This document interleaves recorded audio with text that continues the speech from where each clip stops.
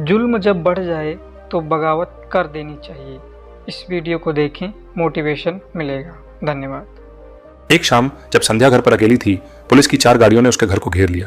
बिना वारंट, बिना महिला पुलिस, छापा मार दिया। संध्या चिल्लाई, आपके पास वारंट है? महिला पुलिस कहाँ है? आप मेरे घर में ऐसे कैसे घुस सकते हैं? लेकिन एसपी साहब ने आंखें तरेरते हुए कहा, बहुत बोलने लगी है तू, अब जेल में चुप कराएंगे। एक गरीब दलित बस्ती, टूटी हुई झोंपड़ी और उसके अंदर बैठी एक लड़की जिसका नाम आज पूरा सिस्टम नहीं भूल पा रहा। नाम है संध्या गौतम। जिस लड़की को कुछ महीने पहले तक मोहल्ले के लोग तक गंभीरता से नहीं लेते थे, आज उसके नाम से एसपी साहब की भी रातों की नींद उड़ गई है। एक छापा, एक गलती, और उसके बाद जो हुआ उसने पूरे जिले की पुलिस व्यवस्था को झकझोर कर रख दिया। क्या होता है जब एक दलित लड़की अपने आत्मसम्मान की लड़ाई खुद लड़ती है?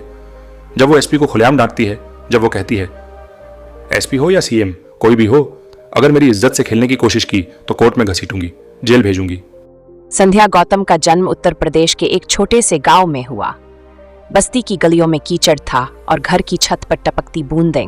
उसके पिता मजदूरी करते थे और माँ घरों में झाड़ू पोंछा। लेकिन संध्या की आंखों में कुछ और था, जिद, सपना और बगावत। स्कूल में उसे कई बार चमार कहकर मारा गया, कई बार उसकी कॉपी फाड़ दी गई, लेकिन वो हर दिन वापस जाती थी, क्योंकि वो जानती थी अगर मैंने हार मान ली तो आने वाली पीढ़ियां कभी लड़ नहीं पाएंगी। 12वीं में टॉप किया, लेकिन कॉलेज के लिए पैसे नहीं थे। संध्या ने ट्यूशन पढ़ाना शुरू किया। वहीं से उसकी क्रांति शुरू हुई। वो लड़कियों को संविधान पढ़ाने लगी, बाबा साहब की बातें बताने लगी। गांव के दबंगों को ये मंजूर नहीं था।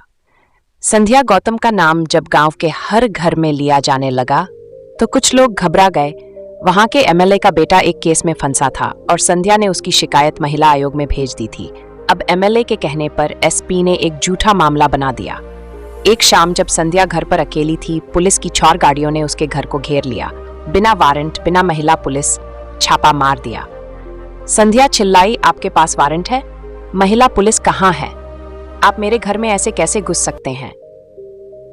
लेकिन एसपी साहब ने आंखें तरेरते हुए कहा, बहुत बोलने लगी है तू, अब जेल में चुप कराएंगे। अगली सुबह की सबसे बड़ी खबर बनी, दलित लड़की के घर एसपी ने मारा छापा, बगैर वारंट, महिला पुलिस के बिना। सोशल मीडिया पर बवाल मच गया। एनडीटीवी से लेकर स्थानीय न्यूज चैनल तक संध्या के दरवाजे पर पहुंच गए।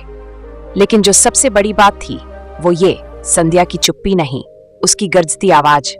एसपी ऑफिस के बाहर प्रेस कॉन्फ्रेंस में संध्या ने कहा, एक दलित लड़की के घर छापा मारना तुम्हारे लिए आसान था, लेकिन अब तुम्हें हर कोर्ट में खड़ा करूंगी।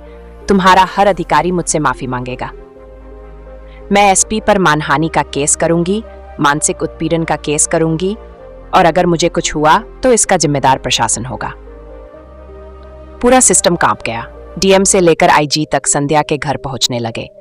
एसपी खुद माफी मांगने आया, लेकिन संध्या चुप नहीं रही। उसने सबके सामने एसपी से कहा, आपको किसने हक दिया एक लड़की के घर ऐसे घुसने का? आप एसपी हैं, गुंडा नहीं। कानून से ऊपर कोई नहीं है। अगर आज माफ कर दूं तो कल आप किसी और बेटी की इज्जत से खेलेंगे। मैं केस वापस नहीं लूंगी, और जब मुझे कोर्ट से इंसाफ नहीं मिलेगा मैं रुकूंगी नहीं। उसके तेवर देखकर एसपी के साथ आए सभी अधिकारी चुप थे, मुंह झुकाकर माफी मांगकर चले गए। अब संध्या अकेली नहीं थी, सैकड़ों लड़कियां उसके साथ खड़ी थीं। गांव गांव में बच्चियां उसे बहन कहने लगी। उसके संघर्ष ने पूरे प्रदेश में तूफान ला दिया। संविधान की किताब उसकी ताकत बन गई थी, और वो कहती है, मैं कोई नेता नहीं, मैं क्रांतिकारी भी नहीं, मैं तो बस वो आवाज हूं जिसे दबाया गया, लेकिन अब नहीं दबेगी। अगर संध्या गौतम की कहानी ने आपके दिल को झकझोरा है, अगर आपको लगता है कि ये लड़ाई सिर्फ एक लड़की की नहीं, पूरे समाज की है, तो इस पॉडकास्ट को शेयर करें, सब्सक्राइब करें और कमेंट में लिखें, मैं भी संध्या के साथ हूं। हम अगली कहानी लेकर फिर आएंगे, लेकिन याद रखिए, जब तक आवाज उठेगी, अत्याचार कांपेगा।